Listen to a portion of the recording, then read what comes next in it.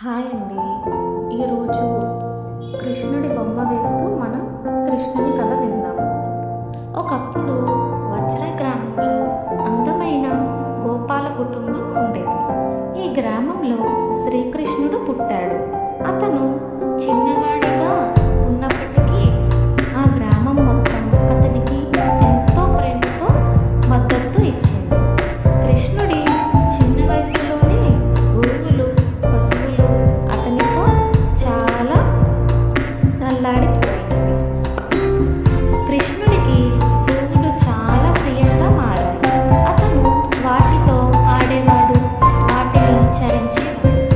అవి కృష్ణుడితో ఉండటం, అతనికి పాటలు పాడటం, వాటి పట్ల తన ప్రేమను వ్యక్తం చేయడం అనేది చాలా సాధారణంగా మారిపోయింది. కృష్ణుడు గోపాలకృష్ణుడిగా ప్రసిద్ధి చెందాడు. అతనికి గోవులతో ఎంతో బంధం ఉండేది. ప్రతిరోజు అతను తన స్నేహితులతో కలిసి గోవులను తీసుకొని వజ్రంలో ఆడేవాడు. వాటికి అందంగా పాలు పోస్తూ వాటితో సంతోషంగా గడిపేవాడు. ఒకరోజు కృష్ణుడు తన గోవులను కాపాడుకోవాలనుకున్నాడు. ఎందుకంటే ఆ గ్రామంలో కొన్ని చెడు శక్తులు వచ్చాయి. కానీ కృష్ణుడు తన స్నేహితులతో కలిసి వాటిని రక్షించడానికి సిద్ధమయ్యాడు. ఒకరోజు నృత్య అనే ఒక చెడు రాక్షసుడు వజ్ర గ్రామానికి వచ్చాడు. అతను తన మాయాజాలంతో కృష్ణుడిని గోవులను తీసుకెళ్లాలనుకున్నాడు. అతనికి కృష్ణుడు మరియు గోవులు కొంచెం ఇబ్బంది కలిగించాయని భావించాడు. నృత్య తన మాయాజాలాన్ని ఉపయోగించి కృష్ణుని గోవులను దూరంగా తీసుకెళ్లాడు. అవి అనేక దూరాలకు వెళ్ళిపోయాయి. కృష్ణుడు చూసి బాధపడ్డాడు. కానీ ఆయన ఆశకు కోల్పోకుండా గోవులను తిరిగి తీసుకురావాలని నిర్ణయించుకున్నాడు. కృష్ణుడు తన పవిత్ర శక్తిని ఉపయోగించి నృత్య యొక్క మాయాజలాన్ని నశింపజేశాడు. కృష్ణుడు పట్టించేసిన దశలో అతని మాయను ధ్వంసం చేయగలిగాడు. దీంతో గోవులు తిరిగి వస్తాయి. గోవులు తిరిగి వచ్చాక కృష్ణుడు వాటిని ముద్దుగా పూజించి ప్రేమగా వాటిని తిరిగి తన దగ్గరికి తీసుకు రాగానే అవి సంతోషంగా ఉంటాయి.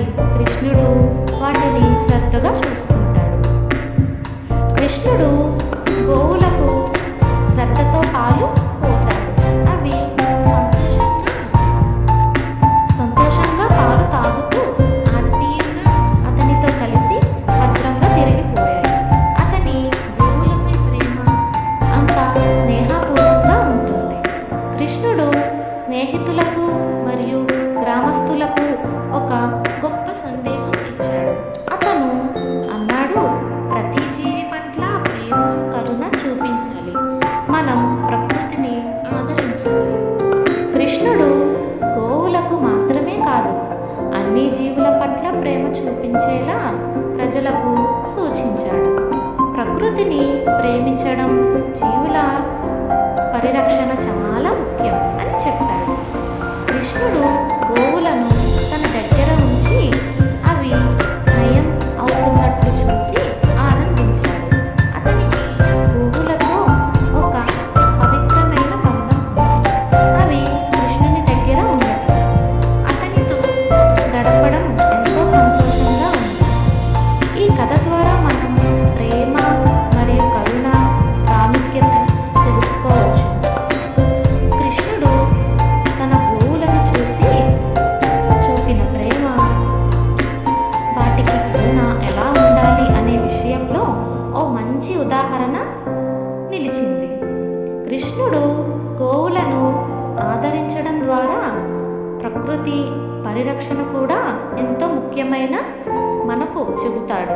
మనం ప్రకృతిని, పశువులను, జీవులను పట్ల అతి ఆదరణతో ఉండాలి. కృష్ణుడు తన గోవులతో ఎప్పటికీ ప్రేమతో, కరుణతో ఉండాలని తన భక్తులకు చెప్పాడు. ఈ కథ ద్వారా మనం అందరికీ ప్రేమ కరుణ చూపించాలి. అయితే ఇంకొంచెం కృష్ణుని కథ విందామా? ఒకప్పుడు మధురలో ఉయ్యాల వేదవ్యాసుల కృష్ణుని జన్మించడం ఎంతో ఆశీర్వాదంగా భావించాడు. కృష్ణుడు వసుదేవుడి మరియు దేవకీ దేవకుని పుత్రుడు.